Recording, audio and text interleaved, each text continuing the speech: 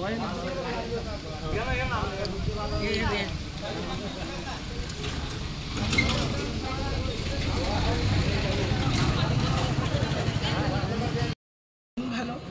মানুষের বিপুল উৎসাহ, মানুষ আসছেন, ভোট দিচ্ছেন এবং খুব সুন্দরভাবে ভোট হচ্ছে।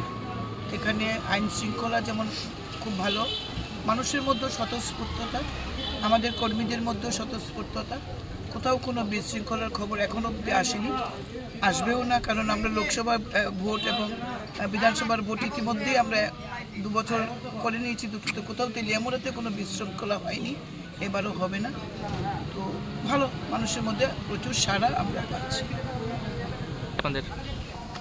তারা উন্নয়নের বিপক্ষে, সমাজের শত্রু।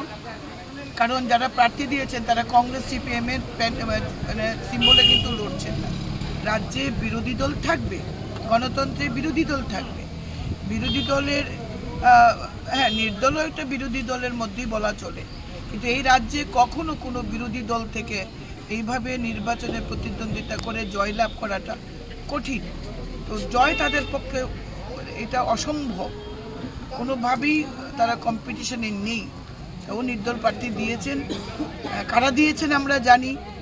তারা সমাজের শত্রু, কোনোভাবেই তারা উন্নয়নের পক্ষে নেই, উন্নয়নের বিপক্ষে, মসজিদের সবকা সাথ সবকা বিকাশের পক্ষে।